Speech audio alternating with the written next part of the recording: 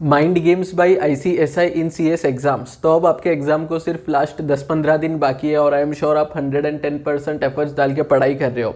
अगर आपको CS का एग्जाम क्लियर करना है तो अकेडमिकली तो आपको बेस्ट वे में प्रिपेयर्ड होना ही पड़ेगा, बट सिर्फ अकेडमिक नॉलेज से काम नहीं चलता। ये प्रोफेशनल एग्जाम है, इसमें आपका मेंटल टेस्ट होता है कि आप मेंटली प्रिपेयर्ड हो कि नहीं, वो भी टेस्ट करता है ICSI।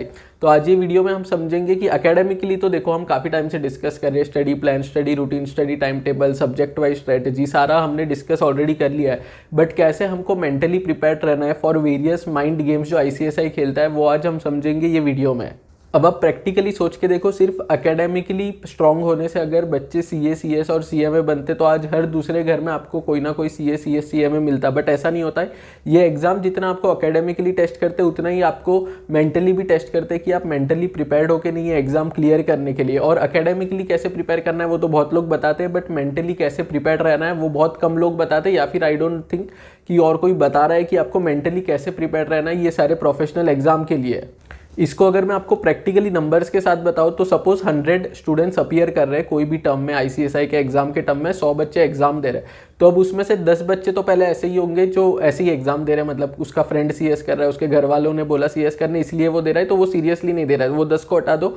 बाकी 90 में से और 10 को हटा दो जो मेन एक्चुअल एग्जाम अपना देंगे दिसंबर 2024 में, मतलब जो भी नेक्स्ट अटेम्प्ट होगा उसमें। बट क्योंकि इस बार उन्होंने रजिस्टर कर दिया था तो वो बस देखने के लिए दे रहे हैं कि कैसे पेपर आता है। बट बाकी जो 80 स्टूडेंट्स है, अभी 100 में से जो 80 स्टूडेंट्स है वो लोग अच्छे से पढ़ाई करते हैं, अच्छे से तैयारी करते हैं, बट पास कितने होते हैं? At the end of the day 10 से 12 या मैक्सिमम 15 बच्चे पास हो पाते हैं ये प्रोफेशनल एग्जाम में। तो अब क्या वो जो बाकी 80 स्टूडेंट्स ने पढ़ाई की थी उनकी पढ़ाई अच्छे से नहीं की थी, उन्होंने इतनी मेहनत नहीं की थी? ऐसा नहीं, उन्होंने भी मेहनत की थी, बट क्योंकि यहाँ पे जो इंस्टीट्यूट है ये CA CS CMA की एग्जाम्स जो होती है उसमें आपको मेंटली भी टेस्ट किया जाता है, जो काफ़ी बच्चे फेस नहीं कर पाते हैं। जनरली हम एग्जाम हो जाने के बाद डिस्कस करते हैं कि कैसे ICSI ने ट्रिकी क्वेश्चन पेपर निकाल के स्टूडेंट्स को टेस्ट किया और कैसे बहुत सारे स्टूडेंट्स वो क्वेश्चन पेपर को समझ ही नहीं पाए, आंसर तो छोड़ो क्वेश्चन ही नहीं समझ पा रहे कि लिखना क्या है, मतलब what is expected from them वो भी उनको नहीं समझ रहा है। इतना ट्रिकी पेपर्स होते हैं बहुत बार, तो ये हम जनरली डिस्कस करते हैं एग्जाम के बाद। बट यही अगर हम एग्जाम के पहले डिस्कस करें तो बहुत सारे स्टूडेंट्स का अटेम्प्ट बच सकता है। यही मोटिव है मेरा आज ये वीडियो बनाने का, जिसमें मैं आपके साथ शेयर करूंगा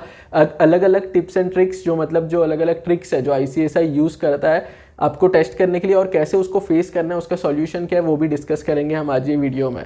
तो टाइम काफ़ी लिमिटेड है, एग्जाम काफ़ी करीब है, तो डायरेक्ट आते हैं मेन टॉपिक पे। सबसे पहला ट्रिक जो ICSI यूज़ करता है वो क्या करता है, आपका जो क्वेश्चन पेपर होता है 100 मार्क का, ऑप्शनल इंक्लूड करके 130 मार्क का, अप्रोक्सीमेटली 130-140 मार्क का हो जाता है। बट उसमें वो क्या करता है, जो आपका क्वेश्चन नंबर 1 है, जो सबसे पहला क्वेश्चन है at the top of the question paper, question number 1 वो काफ़ी ट्रिकी रखता है और बच्चे क्या करते हैं उसी को अटेम्प्ट करके आते हैं। और हम भी प्रोफेसर्स और मैं भी खुद बोलता हूँ कि कुछ भी ब्लैंक मत छोड़ो, जितना पता है वो लिख के आ जाओ, और आप वही करते हो, लिख के आ जाते हो, बट जरूरी नहीं है कि वही राइट आंसर होगा। तो ये सिचुएशन में आपको क्या करना है, जो क्वेश्चन नंबर 1 है वो मोस्ट प्रोबेबली आपका ट्रिकी होता है, ताकि स्टार्टिंग में ही आप वो हार्ड क्वेश्चन देख के गिव अप कर दो, आपको लगे कि ये तो बहुत टफ पेपर आ गया। बट जब आप आगे देखोगे 2 3 4 5 क्वेश्चन नंबर, तो आपको पता चलेगा कि इतना डिफिकल्ट भी नहीं है जितना क्वेश्चन नंबर 1 से हमको लग रहा है कि डिफिकल्ट है पेपर, बट ऐसा नहीं होता। तो आपको क्या करना है ये सिचुएशन में, सिंपल, क्वेश्चन नंबर 1 आपको नहीं जम रहा है, क्वेश्चन नंबर 2 भी नहीं जम रहा है, 3 भी नहीं जम रहा है, कोई ना कोई क्वेश्चन होगा क्वेश्चन नंबर 4 5 जो आपको लगेगा कि ठीक है ये तो मैं अच्छे से सॉल्व कर पाऊंगा।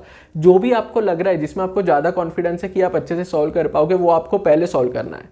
और ये बहुत ज़्यादा इंपॉर्टेंट है क्योंकि उससे आपका फर्स्ट इंप्रेशन भी अच्छा पड़ेगा। सबसे पहले जब जो एग्जामिनर होगा, जो आपका पेपर चेक करेगा, उसके पास 100 आंसर शीट होंगे। अब वो जब पहली बार देखेगा आंसर शीट, तभी उसके माइंड में एक इंप्रेशन बन जाएगा कि बच्चे को आता है कि नहीं, क्योंकि क्वेश्चन नंबर 1 ही जो काफ़ी चैलेंजिंग होगा, अगर आपने उसमें कुछ गलत लिख दिया तो अच्छा इंप्रेशन नहीं पड़ेगा। इसलिए आपको क्या करना है, ऐसा क्वेश्चन अटेम्प्ट करो जिसमें आप कॉन्फिडेंट हो, सबसे पहले उसको अटेम्प्ट करो, और जो आपको लग रहा है कि ठीक है इसमें मेरे को एग्जैक्ट आंसर नहीं पता, कुछ और लिख के आना पड़ेगा वो टॉपिक के रिलेटेड, तो उसको लास्ट में अटेम्प्ट करो। दूसरा ट्रिक जो ICSI यूज करता है वो क्या है, हर एक ग्रुप में, आपका जो भी ग्रुप है, अभी जैसे CS एग्जीक्यूटिव न्यू सिलेबस में 2 ग्रुप है और प्रोफेशनल में भी 2 ग्रुप है, इसमें हर एक ग्रुप में एक सब्जेक्ट का पेपर ऐसा होगा जो काफी चैलेंजिंग होगा। वो ऐसा पेपर होगा ना आपने एक्सपेक्ट किया होगा, ना कोई प्रोफेसर ने, ना मैंने।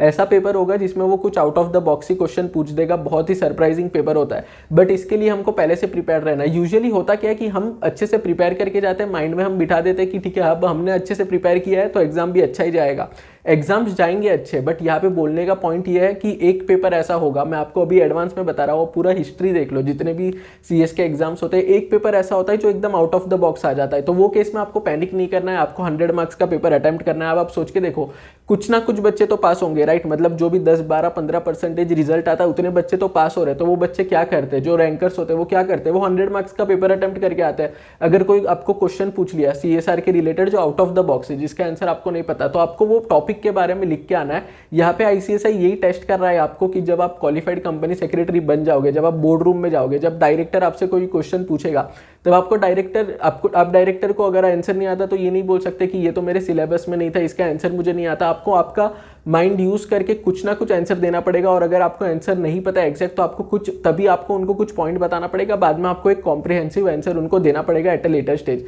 तो यही ICSI यहाँ पे टेस्ट कर रहा है, आपको भी यही करना है।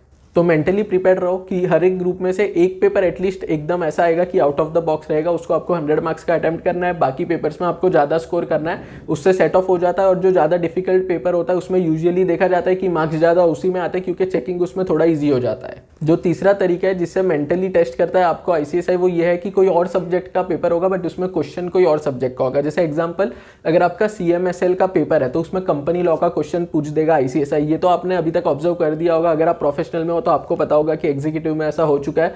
बट अगर आप पहली बार एग्जाम दे रहे हो एग्जीक्यूटिव का, तो ये काफी नॉर्मल है, इसमें आपको घबराना नहीं है जरा भी। आप मेक श्योर करो कि अगर आप दोनों ग्रुप दे रहे हो तो आप काफी सिक्योर्ड हो, क्योंकि आपने ग्रुप 1 का भी पढ़ा है, ग्रुप 2 का भी पढ़ा है। बट यूजुअली ICSI इसमें क्या करता है कि जो दूसरा पेपर होता है जिसमें दूसरे क्वेश्चन आते हैं वो कंपनी लॉ के होते हैं। तो यहाँ पे ICSI का मोटिव यही होता है कि कंपनी लॉ आपका काफी ज्यादा स्ट्रांग होना चाहिए। एग्जाम कौन सा भी हो, अगर कंपनी लॉ का क्वेश्चन आता है तो आप ये नहीं बोल सकते कि कंपनी लॉ का CMSL में क्यों पूछा। ऐसा नहीं है, आप कंपनी सेक्रेटरी बनने वाले हो और कंपनी लॉ है वो जो कोर है कंपनी सेक्रेटरी का, वो उसको एकदम अच्छे से पता होना चाहिए। तो इसके लिए ICSI यूजुअली यही करता है कि दूसरे सब्जेक्ट में कंपनी लॉ का क्वेश्चन घुसा देता है।